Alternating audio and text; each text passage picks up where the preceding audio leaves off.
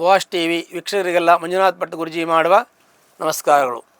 February ಮಾಸ ಭವಿಷ್ಯ ಮಿಥುನ ರಾಶಿ. ಮಿಥುನ ರಾಶಿಯಲ್ಲಿ ಜನಿಸ್ತಕ್ಕಂಥ ವ್ಯಕ್ತಿಗಳಿಗೆ ವಿಶೇಷವಾಗಿರ್ತಕ್ಕಂಥ ಒಂದು ಕೊಡುಗೆ ಇದೆ. ಏಕೆಂದರೆ ಅವರಿಗೆ ದೈವಿದತ್ತವಾಗಿ ಬಂದಿರತಕ್ಕಂಥದ್ದು, ಅಂದರೆ ದೇವರ ಒಂದು ಅನುಗ್ರಹದಿಂದ ಬಂದಿರತಕ್ಕಂಥ ಕೊಡುಗೆ ಈ ಒಂದು ಮಿಥುನ ರಾಶಿಯವರಿಗೆ. ಏಕೆಂದರೆ ಮಿಥುನ ರಾಶಿ ಇದು ಬಹಳ ವಿಶೇಷವಾದ ಒಂದು ವಿಶಿಷ್ಟವಾದಂಥ ರಾಶಿ. ಈ ರಾಶಿಯಲ್ಲಿ ಜನಿಸ್ತಕ್ಕಂಥ ವ್ಯಕ್ತಿಗಳಿಗೆ ಅತಿ ಉತ್ತಮವಾಗಿರ್ತಕ್ಕಂಥ ಬುದ್ಧಿಶಕ್ತಿ ಇರುತ್ತೆ. ತುಂಬ ಚಾಣಾಕ್ಷರಾಗಿರ್ತಾರೆ. ದೇವರು ಇವರಿಗೆ ಒಳ್ಳೆಯ ವಿಶೇಷವಾದ ಶಕ್ತಿ ಏನು ಕೊಟ್ಟಿದ್ದಾನೆ ಅಂದರೆ ಬುದ್ಧಿಶಕ್ತಿಯನ್ನು ಕೊಟ್ಟಿದ್ದಾನೆ. ತುಂಬ ಚುರುಕಾದ ಬುದ್ಧಿ, ತುಂಬ ಸೂಕ್ಷ್ಮಮತಿ, ಮತ್ತು ಮುಂದೆ ಏನು ಆಗುತ್ತೆ ಅನ್ನೋದನ್ನು ಕೂಡ ಇವರಿಗೆ ಮುಂಚೆನೇ ಒಂದು ಯೋಚನೆ ಬರುತ್ತೆ. ಈಗ ಆಗತ್ತೆ, ಈಗ ಆಗಬಹುದು ಎನ್ನುವಂಥ ಯೋಚನೆಯು ಕೂಡ ಈ ಒಂದು ಮಿಥುನ ರಾಶಿಯವರಿಗಿರುತ್ತೆ. ಈ ಒಂದು ಮಿಥುನ ರಾಶಿಯವರು ಹೆಚ್ಚಿನದಾಗಿ ಚಿಂತೆಗಳನ್ನು ಜಾಸ್ತಿ ಮಾಡ್ತಾರೆ, ಯೋಚನೆಗಳನ್ನು ಜಾಸ್ತಿ ಮಾಡ್ತಾರೆ. ಯಾಕೆಂದರೆ ಯಾರಿಗೆ ಬುದ್ಧಿ ಚುರುಕಿರುತ್ತೆ, ಯಾರಿಗೆ ಹೆಚ್ಚಿನ ಯೋಚನೆಗಳಿರುತ್ತೆ, ಯಾರು ಹೆಚ್ಚು ಚುರುಕಾಗಿದ್ದವ್ರಿಗೆ ಹೆಚ್ಚಿನ ಯೋಚನೆಗಳಿರ್ತದೆ. ಹಾಗೆ ಇವರಿಗೆ ಎಷ್ಟು ಚುರುಕಿರ್ತಾರೋ ಅಷ್ಟು ಯೋಚನೆಗಳು, ಚಿಂತನೆಗಳು, ಮಂಥನಗಳು ಹೆಚ್ಚಾಗ್ತದೆ. ಹಾಗಾಗಿ ಈ ಒಂದು ವ್ಯಕ್ತಿಗೆ ಹೆಚ್ಚಿನ ತಲೆನೋವು ಬರೋದು, ಸ್ಟ್ರೆಸ್ ಆಗೋದು, ಒತ್ತಡ ಜಾಸ್ತಿ ಆಗೋದು, ಮಾನಸಿಕವಾಗಿ ಅಸಮಾಧಾನ, ಅಸಮತೋಲನ, ಆರೋಗ್ಯದಲ್ಲಿ ಏರುಪೇರಾಗೋದು ಇವೆಲ್ಲ ಇರುತ್ತೆ. ಇದೆಲ್ಲ ಪ್ಲಸ್ ಆಗಿ ಒಂದು ಕಡೆಯಿಂದ ಬಂದರೆ ಇದೆಲ್ಲ ಮೈನಸ್ ಆಗಿ ಹೋಗ್ತದೆ. ಬುದ್ಧಿ ಚುರುಕಿದ್ರೆ ಅದು ಒಂದು ಒಳ್ಳೆಯದು, ಆದರೆ ಅದರಿಂದ ಒತ್ತಡಗಳು ಹೆಚ್ಚಾಗ್ತದೆ, ಚಿಂತನೆಗಳು ಜಾಸ್ತಿ ಆಗುತ್ತೆ, ಮಂಥನಗಳು ಜಾಸ್ತಿ ಆಗುತ್ತೆ. ಇದರಿಂದ ಸ್ಟ್ರೆಸ್ ಆಗಿ ಅವರ ಆರೋಗ್ಯದಲ್ಲಿ ಏರುಪೇರಾಗುತ್ತೆ. ಏನು ಏರುಪೇರಾಗುತ್ತೆ ನೋಡಿ, ಆರೋಗ್ಯದಲ್ಲಿ ಅಶಕ್ತತೆ ಬರ್ತಕ್ಕಂಥದ್ದು, ಗ್ಯಾಸ್ಟ್ರಿಕ್ ಬರ್ತಕ್ಕಂಥದ್ದು, ಮತ್ತು ನರಗಳ ವೀಕ್ನೆಸ್ ಆಗ್ತಕ್ಕಂಥದ್ದು, ಜಾಯಿಂಟ್ ಪೇನ್ ಬರ್ತಕ್ಕಂಥದ್ದು, ಮತ್ತು ಲೋ ಬಿ ಪಿ ಆಗ್ತಕ್ಕಂಥದ್ದು, ಹೈ ಬಿ ಪಿ ಆಗ್ತಕ್ಕಂಥದ್ದು. ಈ ರಾಶಿಯವರಿಗೆ ಆರೋಗ್ಯದಲ್ಲಿ ವ್ಯತ್ಯಾಸ ಆಗುವಂಥ ಇವುಗಳು ಕೂಡ ಇರುತ್ತೆ. ಮತ್ತು ಇವರಿಗೆ ಧನಸ್ಥಾನಾಧಿಪತಿ ಚಂದ್ರ ಆಗ್ತಾನೆ. ಚಂದ್ರಮ ಮನಸೋ ಜಾತಃ ಚಂದ್ರಂ ಯಶೋ ನಿರ್ಮಲಂ. ಮನಸ್ಸು ಕಾರಕನಾಗಿರ್ತಕ್ಕಂಥ ಚಂದ್ರನಿಗೂ ಮತ್ತು ಬುಧನಿಗೂ ಎಷ್ಟರ ಮಟ್ಟಿಗೆ ಒಂದು ಸಂಬಂಧ ಚೆನ್ನಾಗಿರುತ್ತೆ ಅಂದರೆ, ಮನಸ್ಸು ಭಾಳ ಸೂಕ್ಷ್ಮವಾಗಿರ್ತಕ್ಕಂಥದ್ದು, ಆದರೆ ಆ ಮನಸ್ಸಿನಲ್ಲಿ ಬರತಕ್ಕಂಥ ಯೋಚನೆಗಳು ಧನಾತ್ಮಕವಾಗಿ ಮತ್ತು ಋಣಾತ್ಮಕವಾಗಿ ಎರಡೂ ಇವರಿಗೆ ಬ್ಯಾಲೆನ್ಸ್ ಆಗುತ್ತೆ. ಯಾಕೆಂದರೆ ಬುದ್ಧಿಕಾರಕನು ಮನಸ್ಸು ಕಾರಕನು ಇಬ್ಬರು ಸೇರಿದ ಏನಾಗುತ್ತೆ, ತುಂಬ ಗೊಂದಲಗಳು ಉಂಟಾಗ್ತದೆ. ಹೀಗೆ ಇವ್ರಿಗೆ ಮಾನಸಿಕವಾಗಿ ತುಂಬ ಗೊಂದಲಗಳಿರ್ತದೆ. ಹಾಗಾಗಿ ಇವರಿಗೆ ಯಾವುದೇ ಒಂದು ನಿರ್ಧಾರ ತೆಗೆದುಕೊಳ್ಳೋಕ್ಕೆ ಬಹಳ ಕಷ್ಟ ಆಗ್ತದೆ.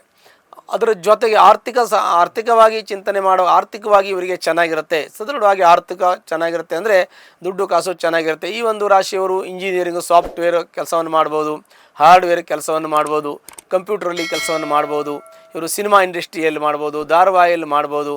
ಹೀಗೆ ಕತೆ ಲೇಖನ ಬರೆಯೋದರಲ್ಲಿ ಈ ಥರ ವ್ಯವಹಾರಗಳನ್ನು, ಅಂದರೆ ಆ ವೃತ್ತಿಯಲ್ಲಿ ಅವರಿಗೆ ಹೆಚ್ಚಿನ ಯಶಸ್ಸಿದೆ ಅಂತಲೂ ಕೂಡ ನಾವು ಹೇಳ್ತೀವಿ. ಆರ್ಥಿಕ ಸಂಕಷ್ಟ ಏನೇ ಬಂದರೂ ಪರಿಹಾರ ಮಾಡಿಕೊಳ್ಳುವಂಥ ಒಂದು ಸಾಮರ್ಥ್ಯ ಇರ್ತದೆ. ಎಂಥ ಸಂಕಷ್ಟ, ಎಂಥ ಗೊಂದಲ, ಎಂಥ ಪರಿಸ್ಥಿತಿಯಲ್ಲೂ ಕೂಡ ತನ್ನನ್ನು ತಾನೇ ರಕ್ಷಣೆ ಮಾಡ್ಕೋಬೇಕು. ನಾನು ಯಾವ ರೀತಿ ಈ ಸಮಯದಲ್ಲಿ ನನ್ನ ವರ್ತನೆ ಆಗಿರಬೇಕು, ನನ್ನ ಯೋಚನೆ ಆಗಿರಬೇಕು, ನಾನು ಯಾರನ್ನು ಯಾವ ರೀತಿ ಫೇಸ್ ಮಾಡಬೇಕು ಅನ್ನೋಂಥದ್ದು ಬುದ್ಧಿ ತುಂಬ ಚುರುಕು ಇರೋದನ್ನೆಲ್ಲ ಮಾಡುವಂಥ ಒಂದು ಶಕ್ತಿ ಕೂಡ ಈ ರಾಶಿಯವರಿಗೆ ಇರ್ತದೆ. ಹಾಗಾಗಿ ಹಣಕಾಸಿನ ವಿಚಾರ ಬಂದಾಗ ಅದರಲ್ಲೂ ಕೂಡ ಭಾಳ ಚುರುಕಾಗಿರ್ತಾರೆ. ಅದನ್ನು ಯೋಚನೆ ಮಾಡ್ತಕ್ಕಂಥದ್ದು, ಅದರಲ್ಲೂ ಕೂಡ ತೊಂದರೆ ಆಗಲ್ಲ. ನಿರ್ಧಾರ ತೆಗೆದುಕೊಳ್ಳೋಕ್ಕೆ ಭಾಳ ಕಷ್ಟ ಆಗ್ತದೆ ಇವರಿಗೆ. ದೃಢವಾದ ನಿರ್ಧಾರ ತೆಗೆದುಕೊಳ್ಳೋಕ್ಕಾಗಲ್ಲ, ಅಚಲವಾದ ಮನಸ್ಸು ಇರೋದಿಲ್ಲ, ಮತ್ತು ದೃಢವಾದ ನಂಬಿಕೆಗೆ ಇರೋದಿಲ್ಲ. ಅವರಿಗೆ ಬುದ್ಧಿಕಾರಕ ಮತ್ತು ಮನಸ್ಸು ಕಾರಕ, ವಾಕ್ಸ್ಥಾನಾಧಿಪತಿ ಮತ್ತು ರಾಶ್ಯಾಧಿಪತಿ ಬುಧ ಚಂದ್ರ ಅದು ಅಷ್ಟು ಒಂದು ಒಳ್ಳೆಯ ಒಂದು ಬ್ಯಾಲೆನ್ಸ್ ಆಗಲ್ಲ ಅಂತ ನಾವು ಹೇಳ್ತೀವಿ. ಇನ್ನು ನಾವು ತೃತೀಯಾಧಿಪತಿ ಅಂತ ತೆಗೆದುಕೊಂಡ್ರೆ ಸೂರ್ಯ. ವ್ಯವಹಾರದಲ್ಲಿ ಕಠಿಣವಾಗಿ ನಿರ್ಧಾರವನ್ನು ತೆಗೆದುಕೊಳ್ಳುವಂಥ ಒಂದು ಚಿಂತನೆಯೂ ಕೂಡ ಇರ್ತದೆ, ತೆಗೆದುಕೊಳ್ಬೋದು. ಮತ್ತು ಆಸ್ತಿ ವಿಚಾರದಲ್ಲಿ ಇವರಿಗೆ ಒಳ್ಳೆಯ ನಿರ್ಧಾರವನ್ನು ತೆಗೆದುಕೊಳ್ಬೋದು. ಮತ್ತು ಇವರಿಗೆ ಸಾಲ ಮಾಡುವಂಥ ಯೋಗ ಇದೆ, ಸಾಲ ಮಾಡಿ ಆಸ್ತಿ ಮಾಡುವಂಥ ಯೋಗ ಇದೆ, ಸ್ವಂತ ಆಸ್ತಿಯನ್ನು ಖರೀದಿ ಮಾಡುವಂಥ ಯೋಗ ಇದೆ. ಅದಾದಮೇಲೆ ತಂದೆ ಮನೆ ಆಸ್ತಿ, ಗಂಡನ ಮನೆ ಆಸ್ತಿ, ಅದರ ಜೊತೆಗೆ ಸ್ವಂತ ಆಸ್ತಿಯನ್ನು ಮಾಡುವಂಥ ಯೋಗಗಳು ಅವರಿಗೆ ಇರುತ್ತೆ ಅಂತ ಹೇಳಬೇಕು. ಮತ್ತು ತಾಯಿ ಆರೋಗ್ಯದಲ್ಲಿ ವ್ಯತ್ಯಾಸ, ಬಂಧುಗಳೊಡನೆ, ಅಂದರೆ ನಮ್ಮವರು ಯಾರು ಇರ್ತಾರೆ ಅವ್ರ ಜೊತೆಗೆಲ್ಲ ಒಳ್ಳೆಯ ಸಂಬಂಧ ಇರ್ತಕ್ಕಂಥದ್ದು, ಬಂಧುಗಳು, ಮಿತ್ರರು, ಮತ್ತು ಕುಟುಂಬಸ್ಥರ ಜೊತೆಗೆ ಒಳ್ಳೆಯ ಸಂಬಂಧ ಸಂಪರ್ಕ ಇಟ್ಟುಕೊಳ್ತಕ್ಕಂಥವ್ರು, ಪ್ರತಿಯೊಬ್ಬರಿಗೂ ಗೌರವ ಸ್ಥಾನಮಾನ ಕೊಡ್ತಕ್ಕಂಥ ವ್ಯಕ್ತಿಗಳು, ಇವೆಲ್ಲವೂ ಕೂಡ ತುಂಬ ಒಳ್ಳೆಯ ಒಂದು ಚೈತನ್ಯ, ಒಂದು ಶಕ್ತಿ ಇರತಕ್ಕಂಥ ಒಂದು ರಾಶಿ ಇದು ಆಗಿರುತ್ತದೆ. ಇದು ಇನ್ನು ನಾವು ಚಿಂತನೆ ಮಾಡೋದು ಮಕ್ಕಳನ್ನು ಯೋಚನೆ ಮಾಡಬೇಕು. ಮಕ್ಕಳು ಒಳ್ಳೆಯ ವಿದ್ಯಾವಂತರು, ಬುದ್ಧಿವಂತರು, ಜ್ಞಾನವಂತರಾಗ್ತಾರೆ. ಈಗ ಎಕ್ಸಾಮ್ ಹತ್ರ ಬರ್ತಾ ಇದೆ, ಸ್ವಲ್ಪ ಅವರಿಗೆ ನಾವು ಬೂಸ್ಟ್ ಮಾಡಬೇಕಂದ್ರೆ ಓದೋದ್ರ ಬಗ್ಗೆ ಮತ್ತು ಸ್ಟಡಿ ಬಗ್ಗೆ ಹೆಚ್ಚಿನ ಒಂದು ಕಾಳಜಿ ಅವರು ವಹಿಸಬೇಕು, ನಾವು ಅವ್ರ ಬಗ್ಗೆ ಗಮನ ಕೊಡಬೇಕು ಅಂತ ನಾವು ಹೇಳ್ತೀವಿ. ಒಳ್ಳೆಯ ವಿದ್ಯಾವಂತರು, ಬುದ್ಧಿವಂತರು ಆಗ್ತಾರೆ, ಅದ್ರ ಬಗ್ಗೆ ಯಾವುದೇ ಸಂದೇಹ ಇಲ್ಲ. ಇನ್ನು ತಂದೆಯ ಆರೋಗ್ಯದಲ್ಲಿ ಸ್ವಲ್ಪ ವ್ಯತ್ಯಾಸ ಆಗ್ಬೋದು, ತಾಯಿ ಆರೋಗ್ಯದಲ್ಲಿ ವ್ಯತ್ಯಾಸ ಆಗ್ಬೋದು. ಅದನ್ನು ಸ್ವಲ್ಪ ಈ ಒಂದು ಕಾಲದಲ್ಲಿ, ಈ ಒಂದು ಮಾಸದಲ್ಲಿ ಸ್ವಲ್ಪ ಜಾಗ್ರತೆ ವಹಿಸ್ಕೊಂಡ್ರೆ ಸಾಕು. ಆಮೇಲೆ ಇಂಥ ತೊಂದರೆಗಳು ಅವರಿಗೆ ಬರೋದಿಲ್ಲ ಅಂತ ನಾವು ಹೇಳ್ಬೋದು.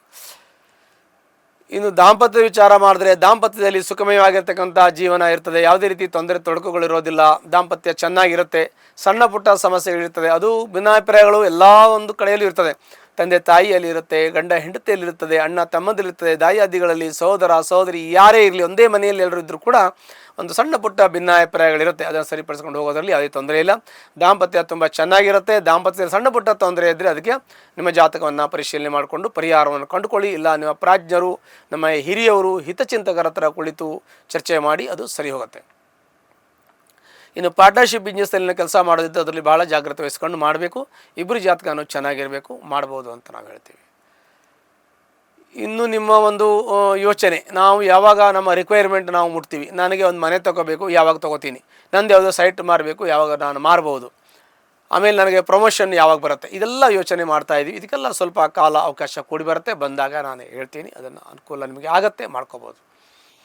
ಉದ್ಯೋಗದಲ್ಲಿ ಯಾವಾಗ ನಿಮಗೆ ಅನುಕೂಲ, ನನಗೆ ಇದೇ ಕೆಲಸ ಮಾಡ್ತಾಯಿದ್ದೀನಿ, ಇದನ್ನಂತ ನಾನು ಜಾಗ ಬದಲಿ ಮಾಡ್ತಾಯಿದ್ದೀನಿ, ಪ್ಲೇಸ್ಮೆಂಟ್ ಸದ್ಯಕ್ಕೆ ಯಾವುದು ಬದಲಾವಣೆ ಮಾಡೋದು ಬೇಡ. ಬದಲಾವಣೆ ಮಾಡೋದ್ರಿಂದ ಮತ್ತೆ ನಿಮಗೆ ತೊಂದರೆ ಆಗ್ಬೋದು. ಹಾಗಾಗಿ ಇರೋ ಕೆಲಸವನ್ನು ಕಂಟಿನ್ಯೂ ಮಾಡ್ಕೊಂಡು ಹೋಗಿ. ನಿಮಗೆ ಕಷ್ಟ ಜಾಸ್ತಿ ಇರ್ತದೆ, ನೀವು ಕಷ್ಟಪಟ್ಟು ಸಂಪಾದನೆ ಮಾಡ್ತೀರಾ, ನಿಮಗೆ ದುಡ್ಡು ಉಳಿಯೋದಿಲ್ಲ. ನಿಮ್ಗೆ ಬರ್ತಕ್ಕಂಥ ರಿಕ್ವೈರ್ಮೆಂಟ್ ಯಾವುದಕ್ಕೂ ನಿಮಗೆ ಅನುಕೂಲ ಆಗ್ತಾಯಿಲ್ಲ, ಕಮಿಟ್ಮೆಂಟ್ಗೆ ದುಡ್ಡು ಸಾಕಾಗ್ತಾಯಿಲ್ಲ, ಇದೆಲ್ಲ ತೊಂದರೆಗಳು ನಿಮಗಿದೆ, ಇಲ್ಲ ಅಂತ ನಾನು ಹೇಳೋದಿಲ್ಲ.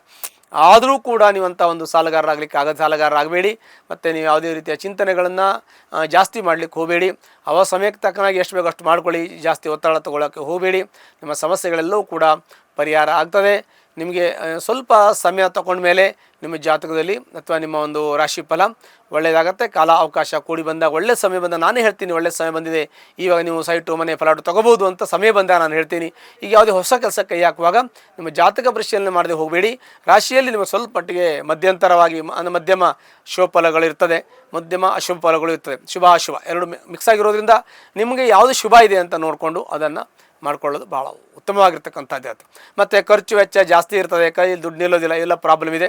ಮತ್ತು ಖರ್ಚು ಮಾಡಿದ್ದೆಲ್ಲ ಒಳ್ಳೆ ಇನ್ವೆಸ್ಟ್ಮೆಂಟ್ ಮಾಡಿದ್ದೀರಿ, ಸ್ವಲ್ಪ ಮಟ್ಟಿಗೆ ಇನ್ವೆಸ್ಟ್ಮೆಂಟ್ ಮಾಡಿದ್ದೀರಿ, ಸ್ವಲ್ಪ ದುಡ್ಡು ಇಟ್ಕೊಂಡಿದ್ದೀರಿ, ಸ್ವಲ್ಪ ಆಸ್ತಿ ಮೇಲೆ ಹಾಕಿದ್ದೀರಿ, ಸ್ವಲ್ಪ ಬ್ಯಾಂಕ್ ಮೇಲೆ ಇಟ್ಕೊಂಡಿರ್ತೀರಿ, ಹೀಗೆ ಸ್ವಲ್ಪ ಒಡವೆ ಮೇಲೆ ಹಾಕಿರ್ತೀರಿ. ಹೀಗೆ ಸ್ವಲ್ಪ ನೀವು ದುಡ್ಡು ಖರ್ಚುಗಳನ್ನು ಒಂದೊಂದು ಕಡೆ ಸ್ವಲ್ಪ ಹಾಕಿರ್ತೀರಿ. ಅವೆಲ್ಲವೂ ಕೂಡ ಸೇಫ್ ಆಗಿರುತ್ತೆ, ತೊಂದರೆ ಆಗಲ್ಲ. ಒಂದು ವೇಳೆ ನಿಮಗೆ ಏನಾದರೂ ಮಿಥುನ ರಾಶಿಯಲ್ಲಿ ಕಷ್ಟ ತೊಂದರೆ ಇದ್ದರೆ ಅದಕ್ಕೆ ಸಂಬಂಧಪಟ್ಟಂಥ ಪರಿಹಾರವನ್ನು ಹತ್ತಿರಲಿರ್ತಕ್ಕಂಥ ಲಕ್ಷ್ಮೀ ವೆಂಕಟೇಶ್ವರ ಸ್ವಾಮಿ ದೇವಸ್ಥಾನಕ್ಕೆ ಶನಿವಾರ ದಿವಸ ಹೋಗಿ ಅಲ್ಲಿ ಒಂದು ತುಳಸಿ ಅರ್ಚನೆಯನ್ನು ಮಾಡೋದ್ರಿಂದ ನಿಮ್ಮೆಲ್ಲ ಕಷ್ಟ ಕಾರ್ಪಣ್ಯಗಳು ಪರಿಹಾರ ಆಗುತ್ತೆ. ಶುಭವಾಗಲಿ. ಲೇಟೆಸ್ಟ್ ಹಾಗೂ ಇಂಟ್ರೆಸ್ಟಿಂಗ್ ಸುದ್ದಿಗಳಿಗಾಗಿ ಬಾಸ್ ಟಿವಿ ಕನ್ನಡ ಚಾನೆಲ್ನ ಸಬ್ಸ್ಕ್ರೈಬ್ ಮಾಡಿ. ಹಾಗೆಯೇ ಬೆಲ್ ಐಕಾನ್ ಪ್ರೆಸ್ ಮಾಡಿ. ಇದರ ಜೊತೆಗೆ ಫೇಸ್ಬುಕ್, ಇನ್ಸ್ಟಾಗ್ರಾಮ್, ಎಕ್ಸ್ನಲ್ಲೂ ಮಿಸ್ ಮಾಡದೆ ಫಾಲೋ ಮಾಡಿ.